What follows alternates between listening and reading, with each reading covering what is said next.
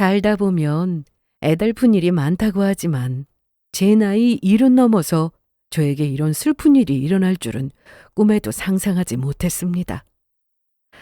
안녕하세요. 저는 서울 등촌동에 살고 있는 70대 초반의 여성입니다. 저는 얼마 전 제 자식을 인생에서 지워버렸어요. 세상에 가장 무서운 게 돈이라고 하지만 그 돈 때문에 하나밖에 없는 아들이 저를 배신할 줄은 몰랐던 거죠. 제가 우연히 아들과 며느리가 했던 이야기를 엿듣게 되었는데 순간 저는 온몸이 얼어붙는 것 같았습니다. 엄마 금고만 열어봐. 귀찮은 노인의 재산 전부 뺏은 다음에 요양원에 보내버려야지. 다른 사람들 자식은 몰라도 그래도 내 자식만은 돈 때문에 부모를 저버리는 짓은 하지 않겠지 믿고 살았건만 저희 아들이 바로 돈 때문에 부모를 저버리는 그런 못된 놈이었던 겁니다. 그래서 저는 다 큰 자식에게 부모 무서운 법을 알려주기로 했죠. 저희 남편이 살아있을 때만 해도 아들과 며느리 전부 저희 부부에게 무척 잘했습니다. 아들은 저희 남편의 사업을 물려받아 작은 회사를 운영하고 있었는데 며느리와 손주 자식을 먹여 살리는 데는 아무 문제가 없었죠. 그만하면 잘 사는 축에 속했으니까요. 저도 사업하는 남편 덕분에 불려놓은 재산들이 많아서 노년에는 제법 편하게 살 수 있었고요. 그래서 제 인생에 더는 바랄 것이 없다는 생각이었습니다. 물론 젊은 시절에는 사업하는 남편 뒷바라지를 하며 단칸방에 살면서 추운 겨울 연탄불도 제대로 못 대고 고생도 하며 살았지만 그 정도 고생은 누구나 하는 것으로 생각했습니다. 게다가 하나밖에 없던 아들도 착하게 잘 커줘서 좋은 며느리를 얻어 결혼도 했겠다. 제 인생 마지막 자락의 큰 복이라 여겼어요. 하지만 사람 인생이 마냥 행복할 수만은 없었습니다. 같이 인생을 즐길만 하니 남편이 저를 두고 떠나버렸던 거죠.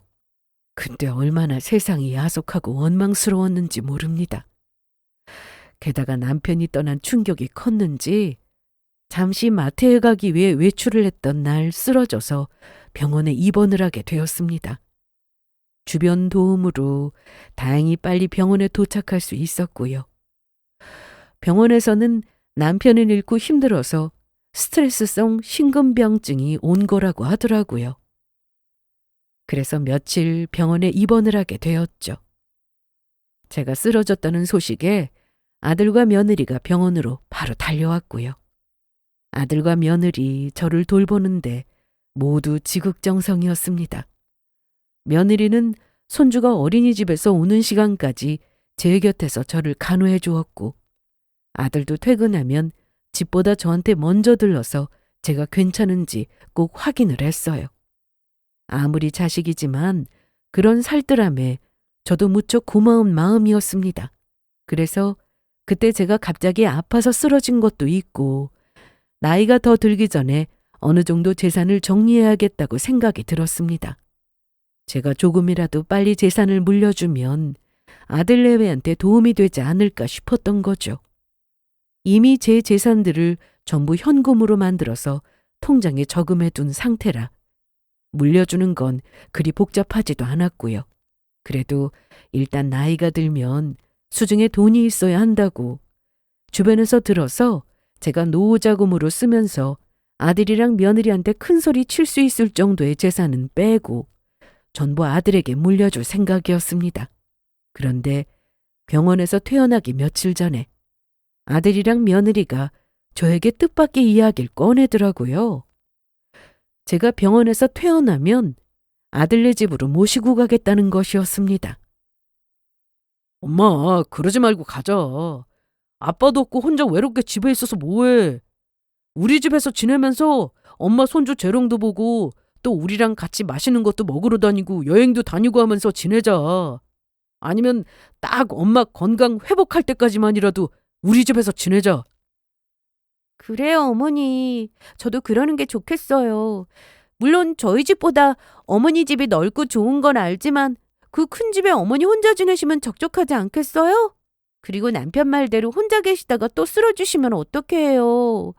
그러니까 어머니 한동안만이라도 저희 집에서 지내세요.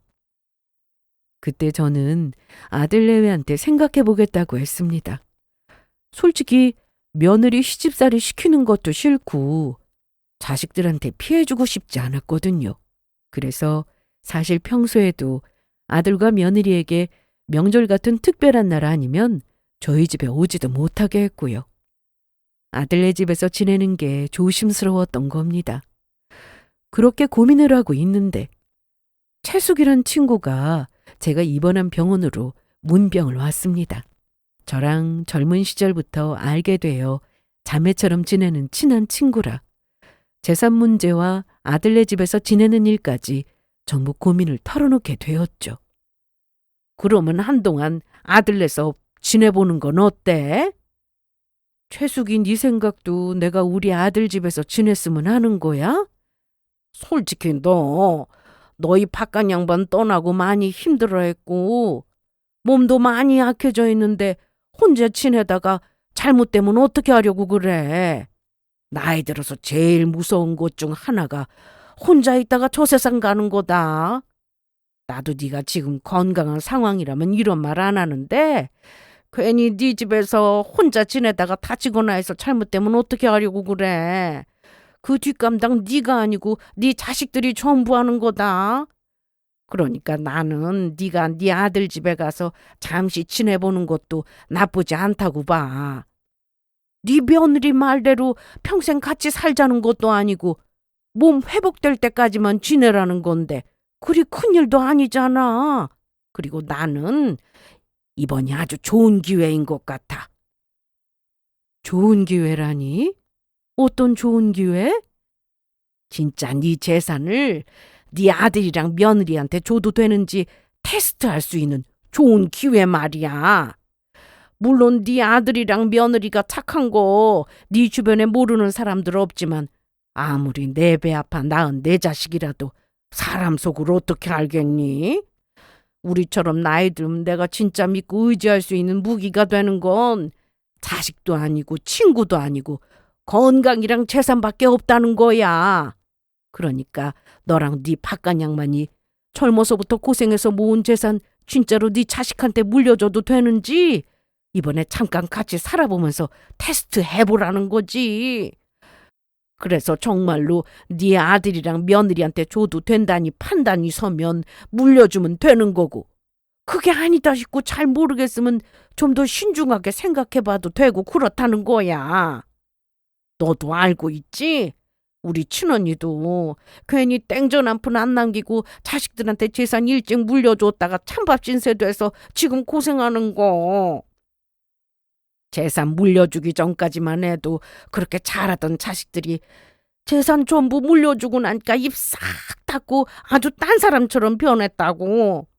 그러니까 조심할 건 미리 조심하는 게 좋다고. 너도 이참에 아들네 가서 지내면서 네 아들이랑 며느리 잘하는 게 정말로 효심해서 그러는 건지 아니면 네 재산 팔라고 그러는 건지 잘 살펴보라는 소리야. 돈 앞에서 부모 자식도 없다고 전부 믿으면 안 된다고 본다. 나야 뭐 자식들한테 물려줄 재산도 얼마 없고 내 죽을 때까지 절대 손에 쥐고 안 줄 생각이지만 말이야. 그때 친구 말이 일리가 있다는 생각에 저는 잠시 아들네서 지내보기로 마음먹었습니다. 남편도 떠나기 전 저에게 했던 말이 본인이 세상 떠나면 저 혼자 되는 거니 그때는 자식도 믿지 말고 스스로 잘 지키라고 했거든요. 그래서 남편은 제 재산도 아들한테 다 줄 생각 말고 저보고 잘 간수해야 한다고 했습니다. 만약 미리 정리하게 되더라도 절 지킬 정도의 재산은 꼭 손에 쥐고 있으라고요. 그래서 저는 딱 한 달만 아들네 집에서 지내기로 하고 병원에서 퇴원 후 못 이기는 척 아들과 며느리를 따라 아들네 집에서 지내게 되었어요. 아들과 며느리의 지극정성으로 몸과 마음도 빠르게 회복되었습니다. 그래서 아들과 며느리에게 참 고마운 마음이었어요. 그런데 어느 날 아들이랑 며느리가 저녁에 제가 좋아하는 코다리찜을 잘하는 맛집이 있다며 저를 데리고 가더라고요. 그런데 그곳에서 아들과 며느리가 제 눈치를 보더니 조심스레 이야기를 꺼냈던 겁니다.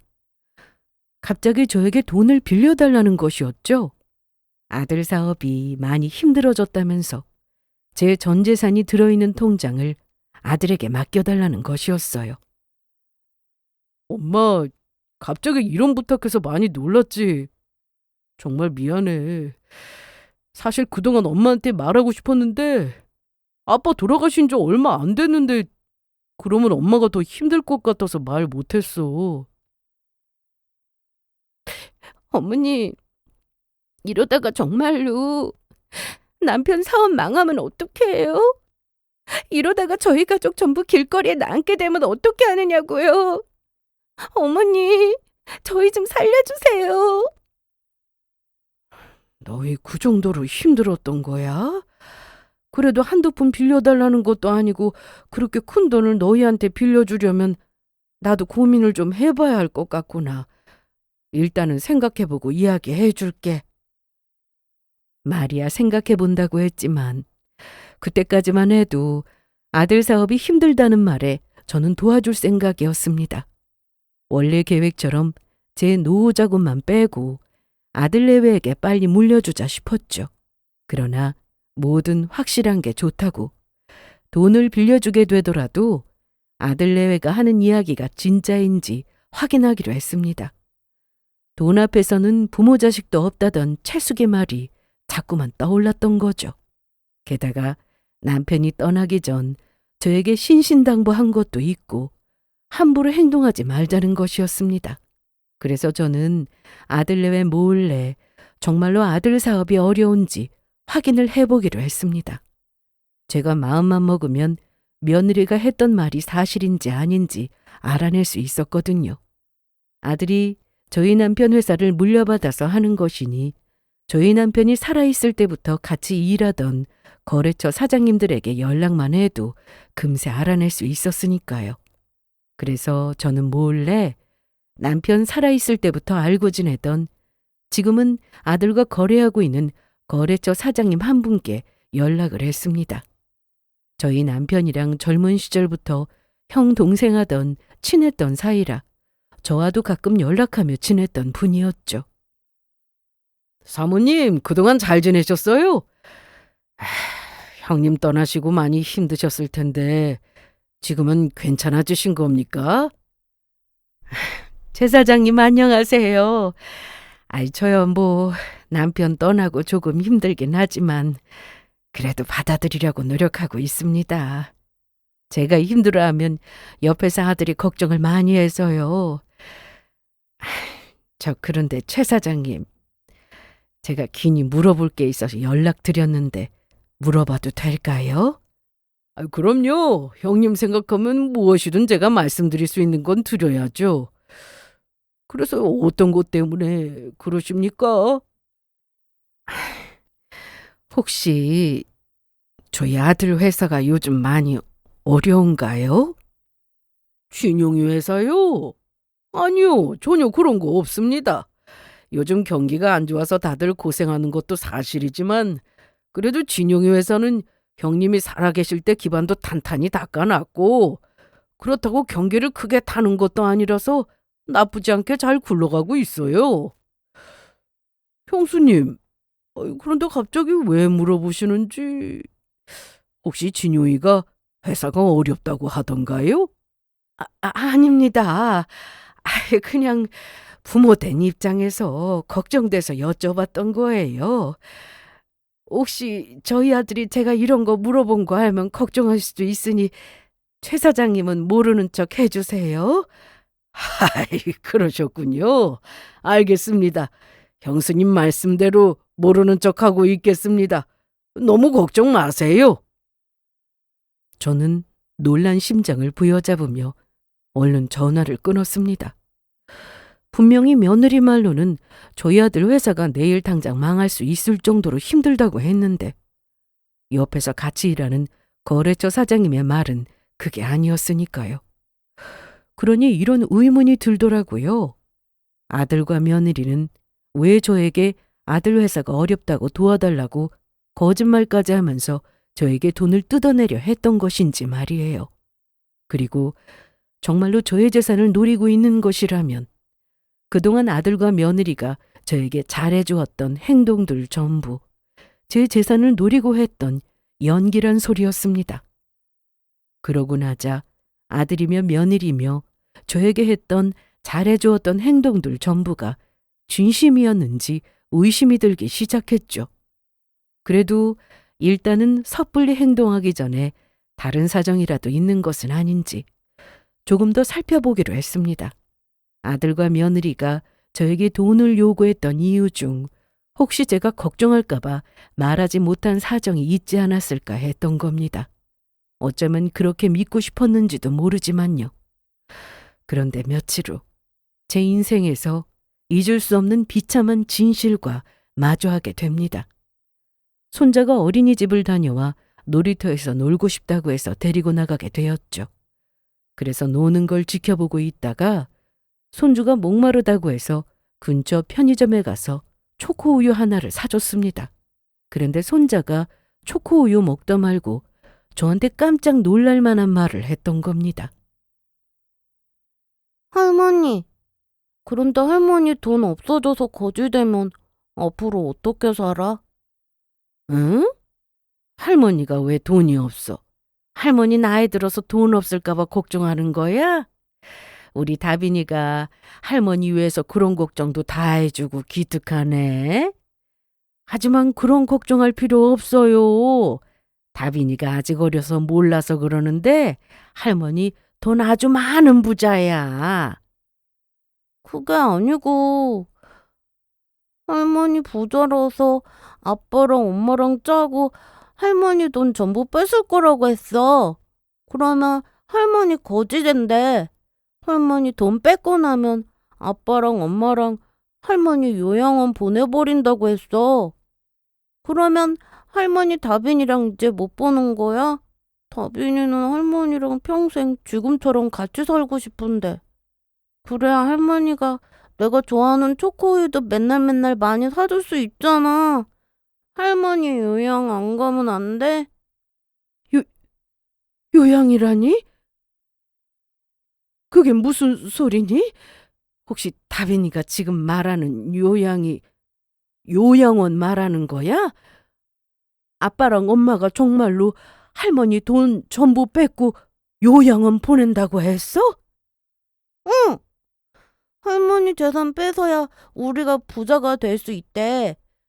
할머니, 이건 비밀이니까 할머니만 알고 있어? 나 할머니랑 헤어지기 싫어서 아빠, 엄마 몰래 말하는 거니까. 그 순간 저는 그만 자리에서 주저앉을 뻔했습니다. 물론 저희 손주가 아직 어리니 쥐어내서 하는 소리라고 생각할 수도 있었지만 어린아이가 할 수 있는 말이라고 하기에는 그 내용이 심각했으니까요. 그리고 어린아이 입에서 돈이니 요양원이니 이런 말이 나온다는 것 자체가 주변에서 누군가 알려주지 않으면 절대 알 수 없는 것들이었습니다. 더욱이 저희 손주 말이 사실이라면 아들과 며느리가 제 재산을 전부 뺏은 다음에 절 요양원에 보낼 계획이란 말이 되는 거죠. 그렇다면 아들과 며느리는 정말로 제 재산을 노리고 저에게 잘해주었다는 결론이 날 수밖에 없었습니다. 그래도 그때까지는 바보 같은 부모 마음에 설마 내 배 아파 낳은 내 자식이 그렇게까지 나쁜 마음을 먹었을까 하며 전부 사실이 아니길 바랐습니다. 그러나 저는 그날 밤 바로 알게 되었어요. 자식도 자신을 낳아준 부모를 배신할 수 있다는 사실을 말이에요. 아주 철저히 깨닫고 말았죠. 새벽에 심장이 벌렁거리고 진짜 내 자식이 제 재산을 빼앗고 저를 요양원에 보내려고 할까 별의별 생각이 들어서 뒤척이다가 화장실이 급해서 밖으로 나가게 되었거든요. 그러다 안방에 문이 열린 틈으로 아직 안 자고 있던 아들과 며느리의 대화를 엿듣게 되었던 겁니다. 그리고 그 대화 내용에 저는 심장이, 아니 하늘이 무너져 내리는 듯 했어요. 어머니 금고 아직도 못 열은 거야? 어머니 금고 안에 있는 통장이랑 인감도장을 가져와야 돈을 뺄 수 있을 거 아니야. 어머니 전 재산 거기에 전부 들어있다고 당신이 말했었잖아. 엄마 통장 비밀번호도 저번에 엄마 은행 따라갔을 때 내가 옆에서 몰래 봐서 다 외워뒀는데 이게 엄마 금고에서 걸리네?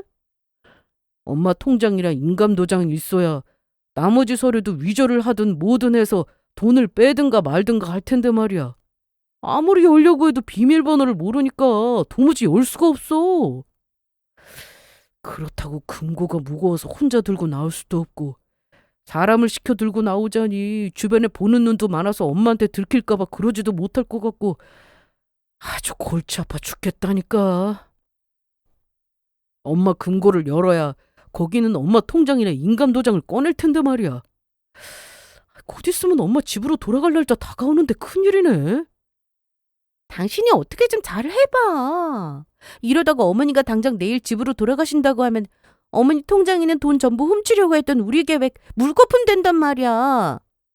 진짜 엄마 금고 비밀번호가 뭐냐? 내 생일도 아빠, 엄마 생일도 심지어 두 분 결혼 기념일까지 눌러봐도 안 열리더라. 답답해 죽겠어. 이렇게 된 이상 어쩔 수 없다. 당신이 금고 열 때까지 노인네 잘 구슬려서 우리 집에 더 있게 해야지. 노인네 우리 집에 있는 거 귀찮고 짜증나긴 하는데 어쩌겠어. 일단 집에 못 들어가게 막아야 금고 열어서 통장이랑 인감도장을 빼오든지 말든지 하지. 어머니 돈이 한두 푼도 아니고 그 돈이면 우리 식구 일 안 하고 평생 호요식하며 살 수 있다고. 그래, 당신이 힘들겠지만 조금만 참아봐. 내가 어떻게든 엄마 금고 열어볼 테니까. 엄마 금고 한 열어봐. 귀찮은 노인네 재산 전부 뺏은 다음에 요양원에 보내버려야지. 아들과 며느리는 정말로 제 재산을 전부 가로채고 절 요양원에 보낼 계획이었던 겁니다. 설마 했는데 내 배 아파 낳은 내 자식이 저를 배신했던 거죠. 일부러 제가 몸과 마음이 약해진 틈을 타서 저를 구슬려 제 재산을 전부 뺏을 생각으로 말입니다. 그래서 저는 동이 트자마자 바로 짐을 싸서 집으로 돌아왔습니다. 그리고 집에 와서 남편 사진을 붙잡고 혼자 얼마나 울었는지 모릅니다. 제가 이런 꼴을 보려고 남편과 자식을 낳아 그 고생하며 키웠나 싶었죠. 그런데 사실 그때 아들놈 넷와 당장 인연을 끊을 수도 있었습니다. 새벽에 너희 두 사람이 내 재산 뺏으려고 작당 모의하는 거 다 들었다고 그렇게 말하고 싶었죠. 마음 같아서는 당장 그러려고 했고요. 그런데 곰곰이 생각해봐도 이대로 끝내기엔 억울하다는 생각이 들었지 뭡니까. 아들과 며느리에게 상상도 못할 따끔한 맛을 보여주고 연을 끊어도 끊자 싶었습니다. 그래서 저는 일단 아들네와가 벌이는 일을 모르는 척 연기를 하기로 했습니다. 그리고 저도 제대로 따끔한 맛을 보여주며 아들네와 인연을 끊기 위해서는 준비가 필요했으니까요. 어디까지 가나 보자 싶었던 것도 있었고요. 그런데 제가 사라진 사실에 아들과 며느리가 놀랐는지 바로 저희 집으로 달려왔더라고요. 저희 집 금고에서 제 통장이랑 인감도장을 훔쳐와야 하는데 제가 집에 돌아와 있으니 그럴 수가 없게 되어 똥줄이 탄 것이죠. 엄마, 갑자기 사라지면 어떡해. 나 엄마 잘못된 줄 알고 깜짝 놀랐잖아. 그래요, 어머니. 어머니가 사라져서 저희가 얼마나 걱정했는데요. 저 어머니 없이는 못 산단 말이에요. 얘들은 내가 죽은 것도 아니고 뭐 그런 일로 놀라고 그러니? 그냥 나도 내 집에 있고 싶어서 온 거다. 엄마, 그러지 말고 다시 우리 집에 가자. 엄마 아직 몸도 다 회복 못했는데 여기서 혼자 있으면 아빠 생각나고 힘들어서 안 돼. 어머니, 남편 말대로 하세요. 다시 저희 집에 가요. 싫다. 내가 왜 니들 집에 가니? 어머니, 갑자기 싫다니요. 어머니도 저희 집에 있는 거 좋아하셨잖아요. 좋기는 뭐가 좋냐. 솔직히 너희 집에서 지내느라 눈치 보이고 내가 하루라도 편히 지내는 줄 아니? 그리고 내가 나이 들어서 그런지 사람 많은 것도 싫고 나 혼자 지내는 게 편하다. 나는 내 집이 좋으니까 강요 말아라. 저는 그렇게 딱 잘라서 자기들 집에 가자는 아들 내외의 말을 거절했습니다. 모르면 몰랐을까. 저를 아들네 집에 끌어들이려는 이유를 안 이상 그 술수에 넘어갈 마음이 없었어요. 그런데 아들과 며느리를 혼내줄 기회를 제가 고민할 필요도 없이 두 사람이 저에게 만들어 주었습니다. 어느 날 아들과 며느리가 제가 걱정된다며 먹을 음식을 해와서 뜬금없는 이야기를 했던 거죠. 엄마, 조금 있으면 엄마 생신이기도 하고 그래서 집사람이랑 나랑 엄마한테 줄 아주 큰 선물을 준비했어. 선물? 무슨 선물? 엄마, 놀라지 말고 잘 들어. 우리가 엄마 해외여행 보내주려고. 그래서 엄마 혼자 가면 적적하니까 엄마랑 제일 친한 채숙이 아줌마랑 같이 보내줄 생각이야. 어때? 엄마 상상만 해도 너무너무 좋지? 그래요, 어머니. 아버님 돌아가시고 계속 우울해하셨는데 외국 나가서 콧바람도 쐬시고 그러다 보면 기분 전환도 되고 좋을 거예요. 저를 위해 해외여행을 보내주려고 하는 것처럼 말했지만 저는 아들 내외가 저에게 왜 그런 권유를 했는지 전부 눈치채고 있었습니다. 제가 저희 집으로 돌아오고 나서 제 금고에 있는 통장과 인간도장을 노릴 수 없게 되었으니 저를 아예 해외로 보내버리고 제 금고를 털 작정이었던 거죠. 그래서 저도 그때 아주 옳다구나 했습니다. 이 기회를 잘 잡으면 아들 내외에게 눈물이 쏙 빠지는 혼주를 내줄 수 있을 것 같았거든요.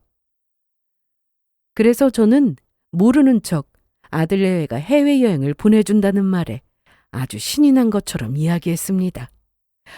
세상에, 그게 정말이냐? 나야 내 자식이 해외여행 보내준다는데 기분 좋지. 그런데 너희들 지금 애비 사업 때문에 힘들다고 하지 않았어? 그런데 내 해외여행은 어떻게 보내주려고 그래? 엄마 그건 걱정하지 마. 아무리 힘들어도 엄마 해외여행 보내드릴 돈이 없을까. 돈은 내가 알아서 할게. 그러니까 엄마는 그런 걱정하지 말고 얼른 다녀오셔. 그래? 그러면 나야 고맙지. 그래서 여행 어디로 보내줄 거니? 되도록 좋은 데로 보내줬으면 좋겠다. 유럽이 좋으려나? 아니면 하와이? 집사람이랑 나랑 엄마 하와이로 보내드리려고.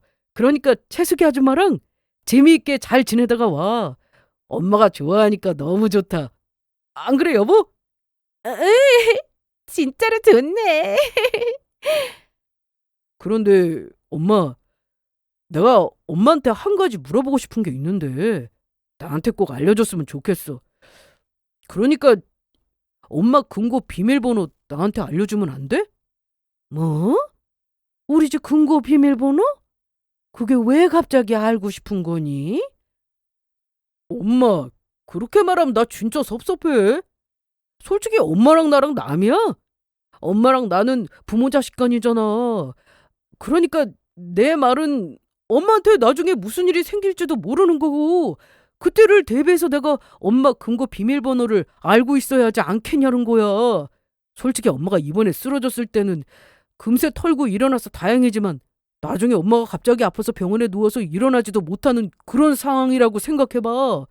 엄마 지문서랑 통장이랑 다 금고 안에 있는데 누가 노릴 수도 있는 거고 나라도 알고 있어야 엄마 재산을 지킬 수 있는 거 아니냐고. 그리고 그때 되면 엄마를 가장 잘 보호할 수 있는 자식인 내가 엄마 재산 관리하는 게 맞는 거잖아. 아들놈의 말은 정말 그럴듯해 보였습니다. 제가 아들놈과 며느리의 그 시커먼 속내를 몰랐다면 깜빡 속아 넘어갈 정도의 이야기였으니까요. 하지만 저는 일단 제 계획을 위해서 일부러 아들에게 저희 집 금고 비밀번호를 알려주었습니다. 그런가? 그래, 까짓것 우리 아들이 엄마 해외여행까지 보내준다는데 금고 비밀번호 하나 못 알려줄까? 알겠다. 엄마가 금고 비밀번호 알려줄게.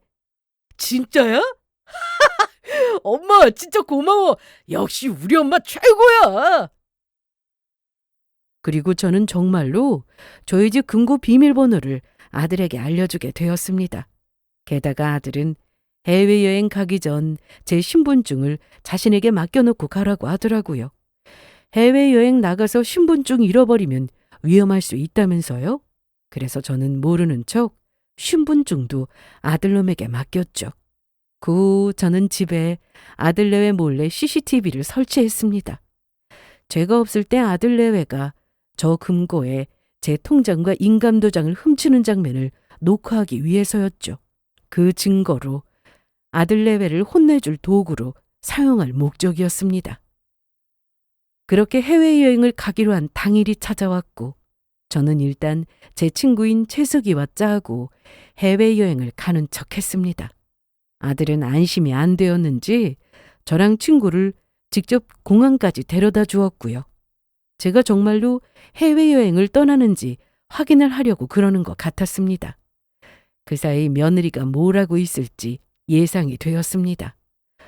같은 서울이지만 저와 아들놈이 집이 서로 반대편에 있어 거리가 조금 있었는데 아들놈이 저를 공항에 데려다 주는 사이 며느리가 손주를 어린이집에 데려다 주고 저희 집으로 향하고 있을 게 분명해 보였죠. 그래서 저는 아들의 의심을 피하기 위해 비행기를 타는 척 채숙이와 함께 출국장 안으로 들어갔습니다. 그리고 친구와 함께 몰래 공항을 빠져나와 재빨리 택시를 잡아 타고 저희 집으로 향했죠. 기사 양반, 내가 요금을 더블로 줄 테니까 내가 말한 주소로 빨리 가줘요. 내가 우리 집에 급한 일이 있어서 그래. 그래요. 지금 저희가 아주 중요한 볼일 때문에 그런 거니까 어서 좀 가주세요. 네, 알겠습니다. 손님, 빠르게 모시겠습니다. 다행히 저희 집이 공항과 가까워서 빠르게 집에 도착할 수 있었죠. 그리고 문을 열자 며느리 신발이 현관 앞에 놓여 있는 게 보이더라고요. 그래서 저는 재빨리 안방에 들어가게 되었습니다. 그리고 제 금고를 열고 있던 며느리와 마주치게 되었죠. 애미, 너 지금 여기서 뭐 하는 거냐? 해외로 여행을 떠날 줄 알았던 제가 집에 다시 돌아올 것이라곤 상상하지 못했던 건지 며느리가 기겁하면서 일어나더니 덜덜 떨리는 손으로 뒤로 무언가를 황급히 숨겼습니다. 게다가 며느리 목에는 제가 금고 안에 넣어놨던 제 금목걸이와 진주 목걸이들이 주렁주렁 잔뜩 걸려있더라고요. 며느리는 지금 자기 모습이 어떤지 생각도 못한 것인지 말까지 더듬으며 저에게 거짓말을 하려고 하더군요. 어머니, 해외여행 가셔야 할 어머니께서 왜 여기에? 어머님 오늘 출국날 아니었어요?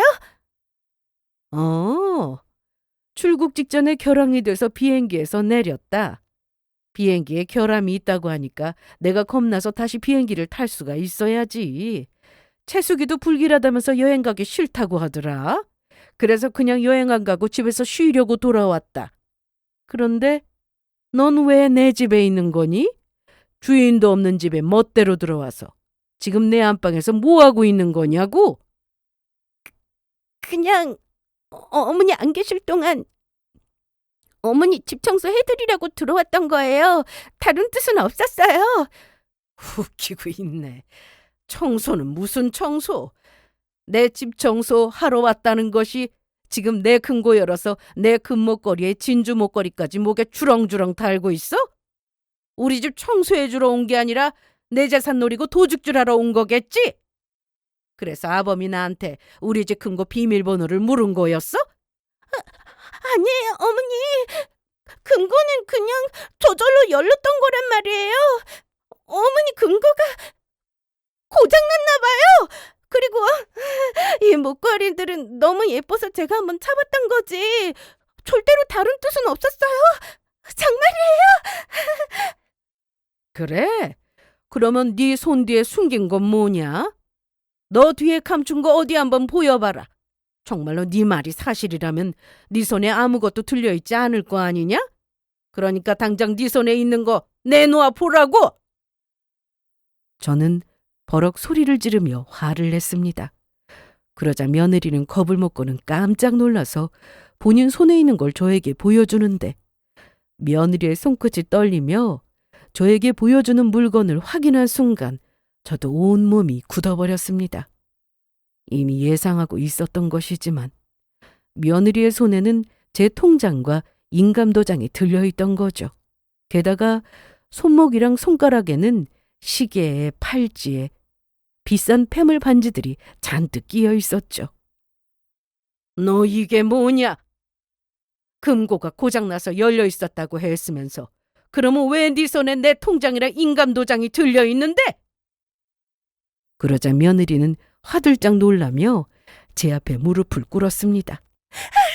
어머니, 잘못했어요. 제발 한 번만 용서해 주세요. 그때였습니다. 그제야 저를 공항까지 데려다준 아들놈이 저희 집에 도착해 들어오더라고요. 그리고 왜 저희 집에 찾아왔는지야 뻔했습니다. 며느리와 제 금고를 털기 위해서였죠. 아들놈은 저를 보자마자 기겁해서 놀라며 물었어요. 엄마가 여기는 어떻게 있어? 엄마 지금 비행기 탄 거 아니야? 어떻게 지금 엄마가 집에 있을 수 있느냐고? 내가 내 집에 있는 게 잘못이냐? 니들이 내 재산 노리고 우리 집 금고 털려고 하는 계획 알고 있어서 그거 막으려고 왔다. 왜? 여보, 어떡하면 좋아. 어머니 금고 털어서 통장 훔치려고 했던 거 전부 들통났단 말이야. 어머니, 잘못했어요. 한 번만 용서해 주시면 다시는 안 그럴게요. 그때 제가 어머니께 말씀드렸지만 남편 회사가 너무 어렵다 보니까 어떻게 남편 회사 살리려고 그랬던 거예요. 다른 뜻은 없었고요.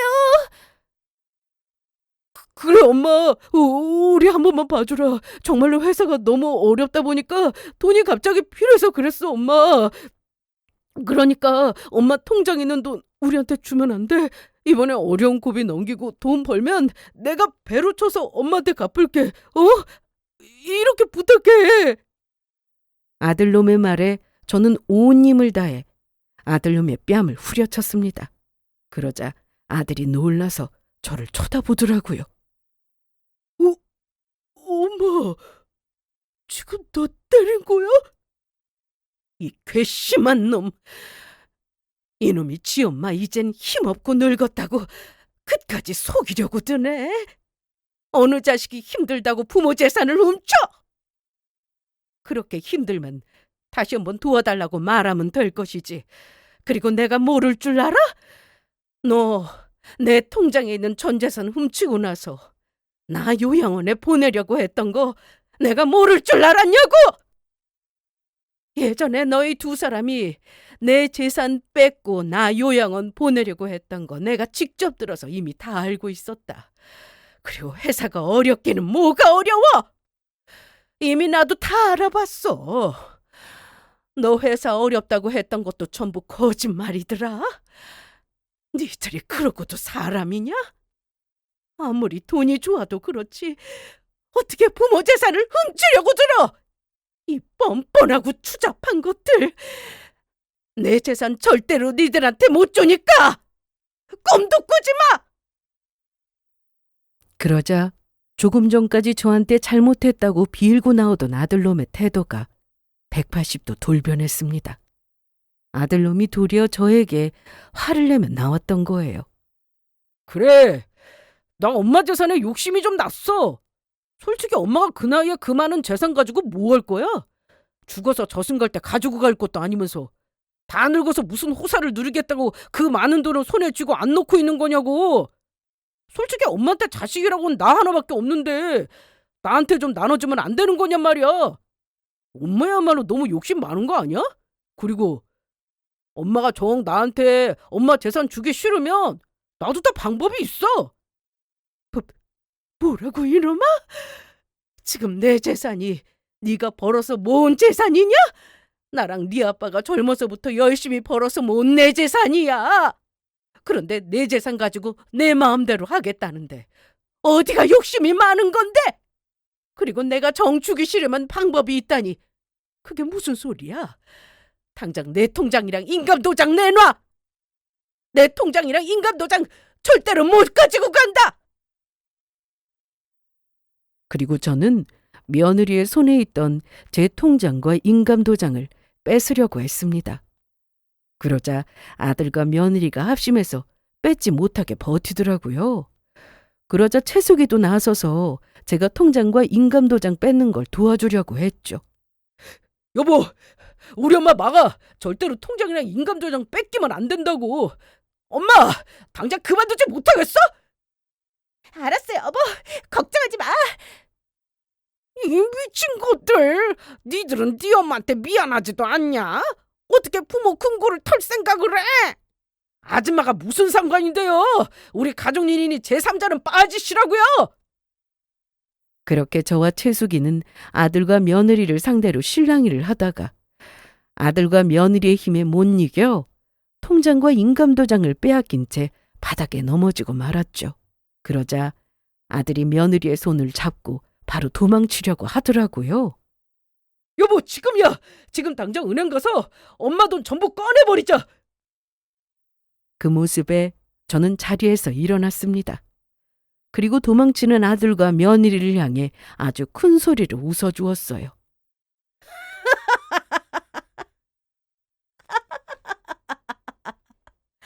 어디 빼갈 수 있으면 빼가봐라. 이 고양 것들아. 지금 그 통장에 단돈 1원이라도 들어있는 줄 알아? 그러자 제 말에 도망치던 아들과 며느리가 멈춰섰고 놀란 아들이 물었습니다. 엄마, 도대체 그게 무슨 소리야? 이 멍청한 것들아. 내가 니들 그 시커먼 속셈 말고도 가만히 있었을 것 같아? 니들 그 추잡한 꿍꿍이 알고 난 뒤에 내가 바로 통장에 있는 돈 다 빼서 다른 통장으로 옮겨놨다. 그리고 내 전 재산 옮겨놓은 새 통장 니들이 절대 찾을 수 없는 곳에 숨겨놨어. 그러니까 니들 손에 있는 그 통장 가지고 가봤자 훔쳐갈 돈이 없단 소리다. 니들 어디 두고 봐라. 내가 죽기 전에 내 전 재산 펑펑 써서 단 1원도 안 남기고 죽을 거니까. 안 돼, 엄마. 제발 그러지 마. 내가 잘못했어. 앞으로 내가 다시 엄마한테 효도하며 잘할 테니까 제발 한 번만 기회만 주라. 조금 전에 내가 엄마 밀친 것도 이렇게 사과할게. 그래요, 어머니. 남편 말대로 저희가 어머니 돌아가실 때까지 평생 효도하며 살게요. 우리 서로 용서하고 그냥 예전처럼 사이좋게 지내요. 아니, 너 같은 것들이 해주는 그 효도 나는 필요 없다. 니들 얼굴을 보고 사느니 혼자 무인도 가서 사는 게 나아. 그게 더 행복하겠어. 니들이랑은 오늘로써 영원히 인연 끝이다. 그리고 저는 제가 가지고 있던 서류 하나를 아들놈에게 건네주었습니다. 그러자 아들놈이 그걸 보더니 눈이 휘둥그레지더라고요. 너, 네 아빠 살아계실 때 돈 빌려가면서 쓴 네 차용증 사본이다. 너 이미 유류분 가지고 가서 네가 내 재산에서 가지고 갈 수 있는 것은 영원히 없을 거라고 그거 알려주려고 보여주는 거야. 그러니까 나 죽어도 내 재산 니들은 절대 못 가지고 간다고 알려주려고 이거 보여주는 거라고. 원래는 나 쓰러지고 나서 니들 걱정도 되고 사업도 어렵다고 하니 내 재산 어느 정도 정리해서 니들 주려고 했다. 그런데 이제는 그런 마음도 싹 사라지고 니들 얼굴 보는 것만으로도 징글징글해. 내가 자식을 낳아 키웠는지 알았는데 인제 보니 낳아준 부모 배신하는 도둑놈을 내 새끼라고 착각하고 키웠어. 이 불효막심한 놈. 천하에 둘도 없는 나쁜 놈. 네가 아무리 다 큰 자식이어도 부모 무서운 거 알고 살아. 이미 내가 경찰에 신고해서 경찰관들 오고 있고 그러니까 당장 내 집에서 나가. 지금 내가 부른 지원군들도 우리 집으로 이미 오고 있다고. 그와 동시에 저희 집으로 지원군들이 도착했습니다. 친구들에게 제 사정을 이야기하며 오늘 계획을 말하고 도와달라고 하자 저를 도와주기 위해 찾아와 주었던 겁니다. 채숙이가 저와 둘이서는 감당이 안 될 수도 있으니 친구들에게 도움을 청하자고 저에게 권유를 했었거든요. 솔직히 나이 든 몸으로 젊은 아들과 며느리를 저와 채숙이 둘이서 상대하는 것도 한계가 있고 무슨 일이 일어날지도 알 수 없는 것이었으니까요. 친구들은 채숙이와 함께 제 통장과 인감도장이며 폐물까지 들고 도망치려는 아들과 며느리를 보더니 바로 애웠었습니다. 야, 네가 사람 새끼냐? 네 엄마가 너를 낳고 기르느라 얼마나 고생을 했는데 네 마누라랑 네 엄마 집을 털 생각을 하냐? 너는 도둑보다도 더 악한 놈이야. 이런 놈이 사람이야? 내 아들은 결혼하고 지 마누라랑 지 새끼만 알아도 너처럼 부모 재산 뜨고 요양원 보낼 생각은 안 한다. 얘들아 뭐하냐? 이 짐승보다 못한 거 당장 이 집에서 내쫓자. 친구들은 합심해서 아들과 며느리를 혼내준 뒤 제 통장이랑 인감도장이랑 폐물과 제가 아들에게 맡겨놓은 제 신분증까지 전부 빼앗고는 저희 집에서 쫓겨났습니다. 그러자 아들 며느리는 울면서 난리도 아니었죠. 그 후 친구들은 당연히 아들과 며느리에게 뺏은 통장과 인감도장이랑 폐물과 신분증 모두 저에게 다시 돌려주었고요. 아니야, 이럴 수는 없어. 가만히만 있었어도 엄마 재산 받을 수 있었는데 괜히 욕심부리다가 받을 수 있는 재산도 못 받게 되고 이게 뭐냐고. 아유, 억울해. 어머니, 제발 한 번만 용서해 주세요. 어머니, 이대로는 억울해서 못 갚는다고요. 그냥 있었어도 받을 수 있는 재산인데 괜히 욕심부리다가 전부 잃고 이게 뭐야. 웃기고들 있네. 얘들아, 저것들 재수 없으니까 소금 뿌리자. 그리고 내쫓긴 아들과 며느리의 면상에 친구들은 소금을 한 바가지 된통 뿌려주었죠. 그렇게 따끔하게 혼이 나서 저희 집에서 쫓겨났습니다. 아들과 며느리가 저희 금고에서 제 폐물과 통장을 훔치려는 CCTV 영상까지 녹화가 돼서 다시는 저에게 접근하지 못할 증거까지 만들어 놓게 되었고요. 그리고 아들 내외는 제가 신고한 경찰들이 저희 집에 도착하자 제대로 혼이 나서 돌아갔습니다. 그렇게 저는 아들과 며느리와 연을 끊게 되었어요. 친족이라 아들과 며느리가 제 폐물과 통장과 인감도장을 훔치려던 일을 법적으로 처벌받을 수 있을지 아닐지는 잘 모르겠지만 저에게 연락하거나 저희 집에 찾아오면 바로 경찰에 스토킹으로 신고한 후 제 재산을 갈취하려고 했던 행동들까지 전부 고소해버릴 거라고 잔뜩 겁을 주었습니다. 그리고 벌 못 받게 하더라도 저에게 접근해 제 앞에서 알짱거리면 아들 내외가 저에게 한 짓을 인터넷에 확 뿌려버리겠다고 했어요. 그렇게 되면 아들과 며느리가 사회에서 매장되는 것은 시간 문제였으니까요. 그리고 제가 법을 잘 모르지만 만약에 아들과 며느리의 만행을 인터넷에 폭로한 일로 두 사람이 저를 고소해 제가 교도소에 가게 돼도 늙은 나이에 교도소에 가봤자 무서울 것도 없었습니다. 가게 돼도 그 전에 제 재산을 전부 아들놈 내외가 못 만지도록 잘 처리하고 가면 되었고요. 그래서 그런지 아들 내외는 겁을 먹고는 다시는 제 앞에 나타나지 못했습니다. 그리고 얼마 후 저는 아주 뜻밖의 사실을 알게 되었습니다. 아들 지인을 통해 들은 소식인데 아들놈이 빚을 아주 많이 줬더라고요. 그러니까 그게 사업 빚이 아니라 며느리랑 같이 무슨 가상화폐에 투자를 한다고 헛바람이 들어서는 대출까지 받아서 돈을 썼다가 알거지가 된 거였습니다. 아마도 그것 때문에 제 재산을 노렸던 것 같고요. 한마디로 무모하게 돈 욕심을 부리다가 인생을 망치게 된 것입니다. 그래서 아들이 버는 돈들이 전부 그 빚을 갚는 데 들어가고 있다고 합니다. 며느리도 안 되겠는지 가사도우미 일을 시작했다고 하고 아들놈은 퇴근하고 나서 배달 일을 하고 있다고 해요.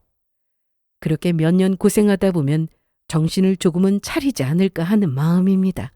저도 아들 내외가 진심으로 반성하기 전까지는 절대로 용서해줄 생각이 없고요. 다만 저희 손주가 대학에 들어갈 때 대학 생활하며 필요한 등록금과 용돈 얼마는 제가 남겨주려고 합니다. 저희 자식이 죄를 지은 것이지 저희 손주가 죄를 지은 것은 아니니까요. 한동안은 제가 자식을 잘못 키워 이렇게 된 것은 아닌지 상심을 많이 했었는데 친구들 말로는 어디 자식이 부모 뜻대로 되느냐고 하더라고요. 자식에겐 자식 인생이 있고 부모에게는 부모 인생이 있는 것이니 남은 생은 제 인생을 살아보라고 조언도 해주었습니다. 그래서 저는 젊은 시절부터 배우고 싶었던 그림도 배우고 친구들이랑 영화도 보러 다니고 또 평일 중간중간에는 거동하기 힘든 저보다 나이 많은 어르신들 목욕 봉사도 나가고 있습니다. 채숙이를 비롯해 친구들에게 고마워 단체로 같이 제 돈으로 해외여행도 다녀왔고요. 그렇게 큰 도움을 줬는데 이 정도는 베푸는 게 맞지 않나 싶습니다. 남은 생은 의미 있게 잘 살다가 떠날 때 제 재산 전부 정말로 사회에 환원할 생각입니다. 모두 늘 건강하시고 평안한 하루 되시길 기원드리겠습니다. 감사합니다.